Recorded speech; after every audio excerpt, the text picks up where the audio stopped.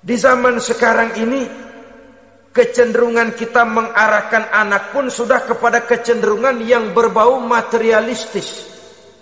Maka yang ramai bagaimana anak bisa mengejar program MBA, Master of Business Administration, supaya keluar bisa jadi manajer.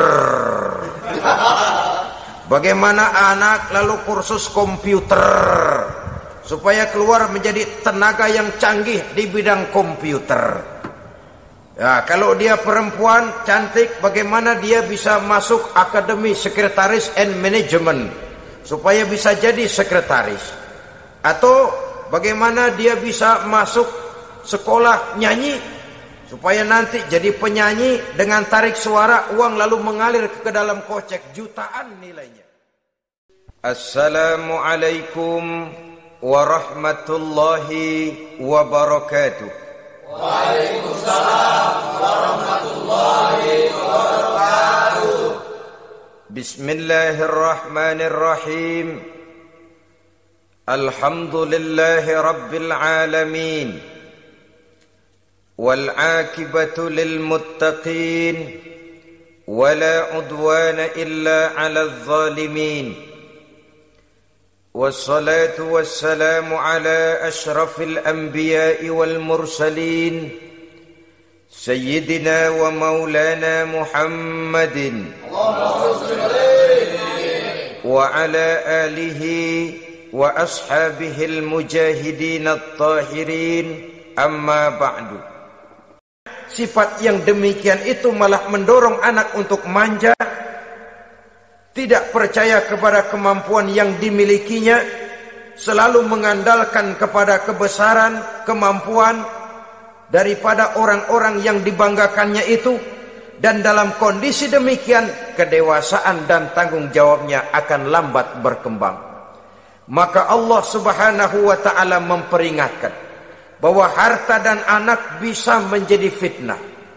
Dalam ayat lain Allah juga memperingatkan, ya ayyuhalladzina amanu la tulhikum amwalukum wa auladukum an dzikrillah. Wahai orang-orang yang beriman, jangan sampai hartamu dan anak-anakmu memalingkan kamu daripada mengingat Allah. Jangan sampai kesibukanmu kepada anak dan harta benda menyebabkan kamu sampai lupa mengingat Allah Subhanahu wa ta'ala. Berapa banyak manusia yang tenggelam dengan melupakan Allah, jauh dari agama, jauh dari tuntunan syariat, oleh karena disibukkan oleh persoalan anak dan persoalan harta benda. Maka satu-satunya jalan, jikalau kita tidak ingin anak kita sampai memalingkan kita daripada mengingat Allah, nilai-nilai keimanan harus ditanamkan kepada mereka sedini mungkin. Dengan bekal ini, maka mereka, anak-anak kita, insya Allah tidak akan membuat kita orang-orang tua ini berpaling daripada mengingat Allah, berpaling daripada kehidupan beragama. Memang karena anaklah kita orang tua peras keringat banting tulang, pergi pagi pulang sore cari nafkah. Karena anaklah kita orang tua, kepala jadi kaki, kaki jadi kepala. Asal mereka bisa menikmati hari depan yang lebih baik dari yang kita nikmati sekarang ini. Tapi berapa banyak juga orang-orang tua yang tidak sadar akan amanah berupa anak ini. Mereka lalai, mereka bersikap masa bodoh, padahal tidak akan ada yang tidak dipertanggungjawabkan di hadapan Allah Subhanahu wa ta'ala. Orang tua bisa mendapat pensiunan pahala kalau anaknya tumbuh menjadi anak yang soleh. Tetapi orang tua pun bisa saja masuk neraka karena anaknya menjadi anak yang kurang ajar dan orang tuanya sama sekali tidak pernah memberikan pendidikan yang sebagaimana mestinya. Saudara-saudara kaum muslimin rahimakumullah, kita tentu berharap memperoleh pensiunan pahala dan bukan mendapat tambahan dosa dari kekurang ajaran anak-anak kita akibat kita sebagai orang tuanya tidak pernah mau mendidik mereka. Dalam hadis ada diriwayatkan, ada anak kurang ajar, sembahyang tidak, puasa ibadah tidak, kenal Allah tidak, beriman pun tidak, dosa kelewat banyak, kejahatan berkarat. Di akhirat nanti disidang dia, ditanya, kamu kenal siapa Tuhanmu? Tidak. Kamu tahu siapa nabimu? Tidak. Kitab sucimu apa? Tidak tahu. Kiblatmu di mana? Tidak ada. Kamu sholat? Tidak pernah. Kamu puasa? Tidak pernah. Wah, kalau begitu kamu rusak sekali. Kamu neraka. Anak ini mengajukan protes. Saya menuntut keadilan. Benar saya tidak kenal siapa Tuhan saya. Saya tidak tahu apa kitab suci saya. Saya tidak pernah mendirikan sholat. Tidak pernah melaksanakan puasa. Pendeknya tidak ibadah dan tidak iman. Tapi semua itu terjadi. Sebab-sebabnya tidak lain karena orang tua saya tidak pernah mendidik dan mengajarkan saya. Orang tua saya tidak pernah mengarahkan saya ke jalan itu. Sampailah saya seperti keadaan yang sekarang ini. Orang tua saya enak-enakan ngaji, saya teler diantepin aja. Orang tua saya memegang kitab, saya megang botol. Dia tahu, dia diam saja. Dia tahu dan dia tidak memberikan peringatan. Karena orang tua saya lah, maka saya jadi seperti sekarang ini. Kalau saya harus masuk ke dalam neraka, saya menuntut keadilan agar orang tua saya juga ikut bersama saya gabung ke dalam neraka. Orang tuanya yang baik-baik dipanggil. Sudah mau berangkat ke surga nih orang tua, dipanggil. Ntar dulu mas, ini dulu. Mau kemana, gancang banget? Surga pak. Nanti dulu, urusan belum beres. Ini benar anakmu ini. Dilihat anaknya. Iya anak saya ini. Waktu di dunia nggak pernah diajarin ngaji, nggak pernah. Sampai dia nggak kenal Tuhannya, nggak kenal nabinya, nggak kenal kiblatnya, nggak kenal kitabnya. Iya. Dia sembahyang, kamu diam, dia nggak sholat, kamu diemin aja. Iya kali. Kenapa pakai kali? Yang benar ngomong. Ramadan dia nggak puasa, kamu nggak tegur, kamu diam saja. Iya. Wah, kamu nggak tanggung jawab. Kamu tahu anak itu adalah amanah. Menyia-nyiakan amanah adalah khianat. Khianat adalah dosa besar. Jadi bagaimana saya? Ya kamu gabung sama anakmu, join ke neraka berdua bareng. Lantaran kamu tidak mau mendidik mereka, anak-anakmu, maka jadilah anak-anakmu seperti sekarang ini. Saudara-saudara kaum muslimin rahimakumullah. Sebaliknya, jikalau anak-anak kita yang kita cintai ini, yang merupakan buah hati belahan jantung, tumbuh dan berkembang menjadi anak-anak yang soleh, yang bermanfaat bagi masyarakatnya, bagi agama, bangsa dan negaranya, kita orang tuanya bolehlah tentram menerima pensiunan pahala. Menerima pensiunan pahala dari kesolehan anak yang ditinggalkannya. Alangkah nikmatnya mendapat pensiunan pahala.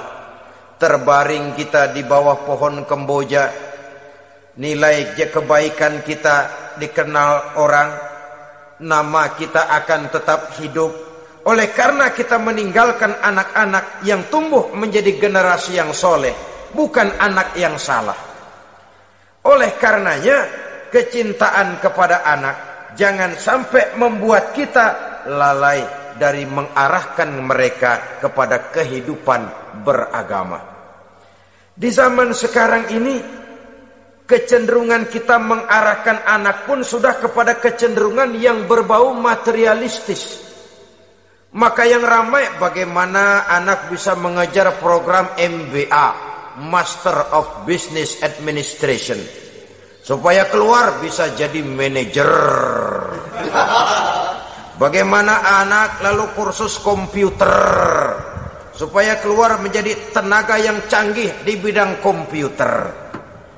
Ya, kalau dia perempuan cantik, bagaimana dia bisa masuk akademi sekretaris and management supaya bisa jadi sekretaris? Atau bagaimana dia bisa masuk sekolah nyanyi supaya nanti jadi penyanyi dengan tarik suara uang lalu mengalir ke dalam kocek jutaan nilainya? Maka yang ramai pun hal-hal yang semacam itu. Dalam pada itu pengajian, kursus-kursus keagamaan, studi-studi klub yang membicarakan masalah-masalah agama, ramainya kadang-kadang kalau bulan Ramadan, dianggap training center. Ya lumayan, daripada tidak sama sekali mah lumayan. Tapi dengan demikian ini kan merupakan bagian terpokok dari kehidupan manusia. Alangkah idealnya jika dia mengantongi gelar MBA, Master of Business Administration, tapi punya nilai iman yang tangguh, ahli komputer tapi punya keyakinan beragama yang mantap. Dan ini harus ditanamkan lebih dahulu sebelum dia menguasai disiplin ilmu yang lainnya. Saudara-saudara kaum muslimin rahimakumullah, kecintaan kepada anak-anak sering mendorong seseorang untuk menimbulkan sifat nepotisme. Segalanya serba garis keturunan. Sejak ia jalur birokrasi sampai ke dalam kehidupan sehari-hari, nepotisme ini bisa terlihat. Orang kehilangan kondisi objektivitasnya. Mampu atau tidak soal lain. Bidangnya atau tidak bukan soal. Yang penting masih ada hubungan keturunan. Maka timbullah tumpang tindih untuk sesuatu pekerjaan yang tidak sesuai dengan kemampuan dan keahliannya.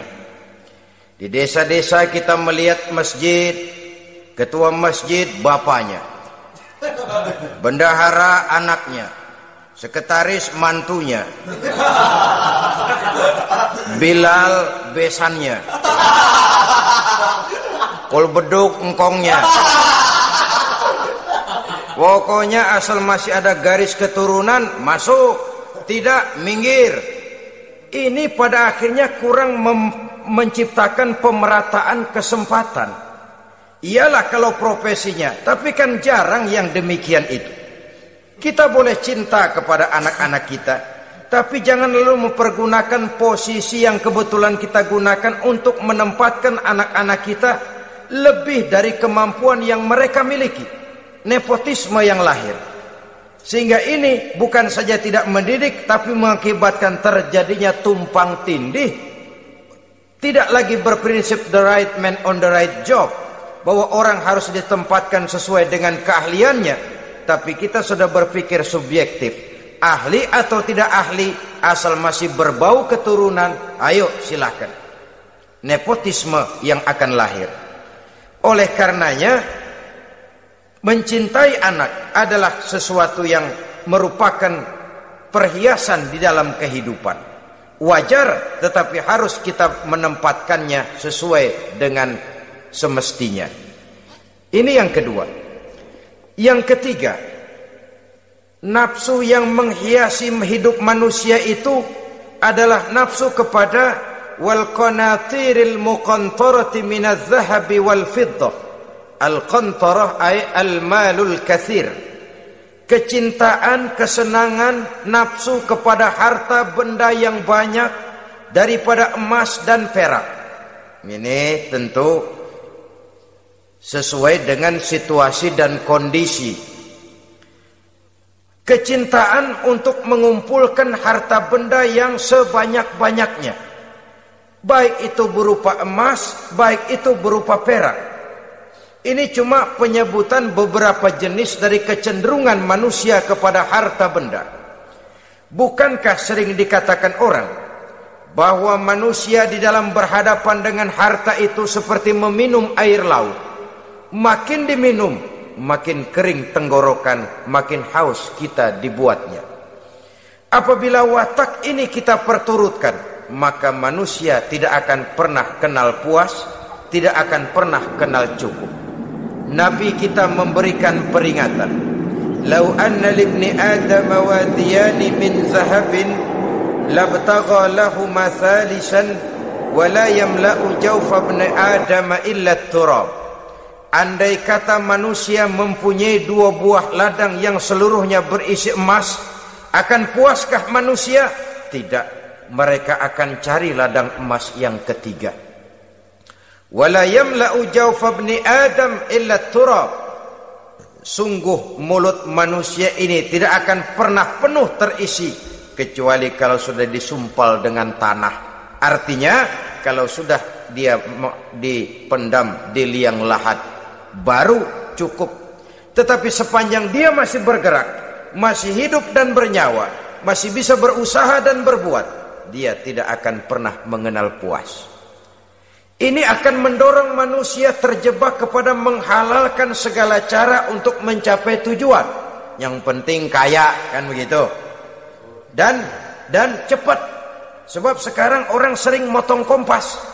Yang penting kan cepat kaya. Soal cara, kalau jujur aja mah, sampai kapan mau kaya?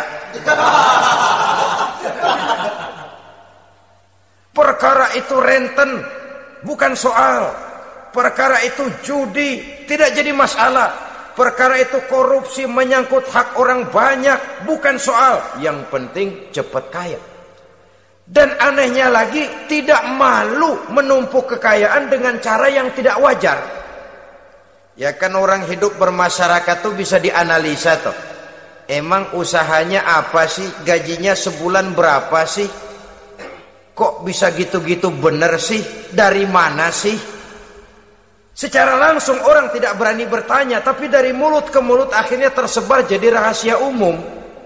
Si Ano kan punya Ano, dia Anonya seano.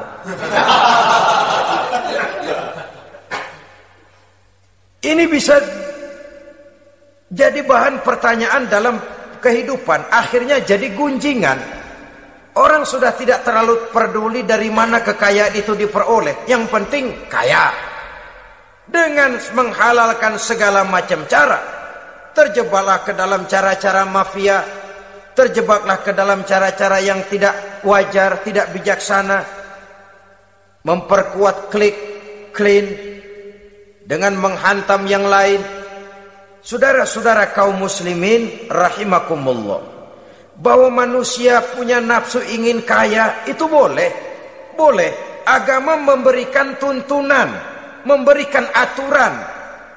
Tidak hanya sekedar asal kaya, tidak hanya sekedar asal banyak harta. Malahan hadis menyatakan, kalau saudara diberikan umur panjang, pertanyaan akhirat cuma satu kok. Umurmu kau habiskan di mana? Kalau saudara diberikan amanah berupa ilmu pengetahuan, pertanyaan akhirat juga cuma satu kok. Ilmumu kau amalkan untuk apa?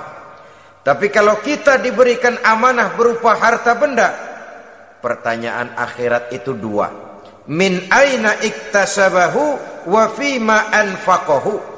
Dari mana hartamu kau dapat, kemana hartamu kau belanjakan. Dari mananya ditanya, kemananya juga ditanya. Depan belakang ditanya.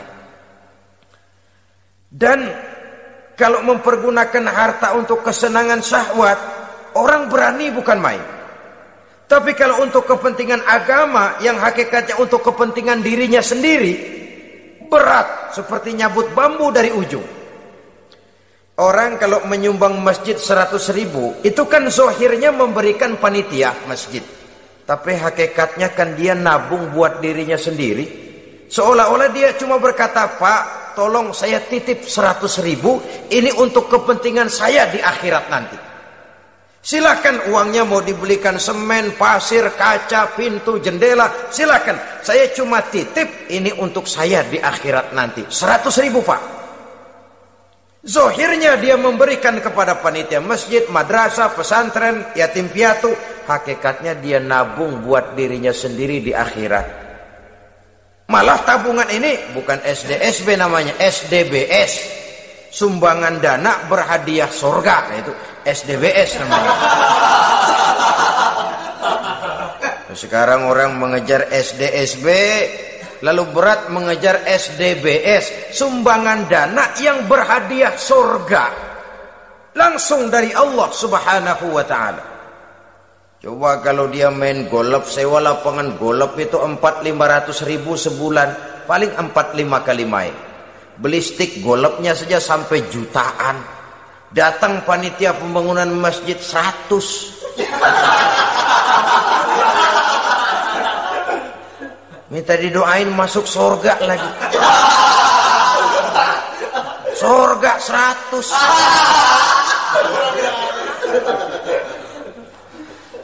Saudara-saudara kaum muslimin rahimakumullah. Kecintaan kepada harta benda yang banyak, baik berupa emas, berupa perak, mendorong orang untuk berlomba-lomba yang Allah peringatkan dalam Al-Quran, alhaakumut takatsur hatta zurtumul maqabir. Kamu telah lalai akibat kamu berlomba-lomba memperbanyak materi dunia. Hatta zurtumul maqabir, sampai kamu dekat masuk ke liang kubur, baru rupanya sadar bahwa perlombaan ini tidak akan pernah sampai ke garis finish.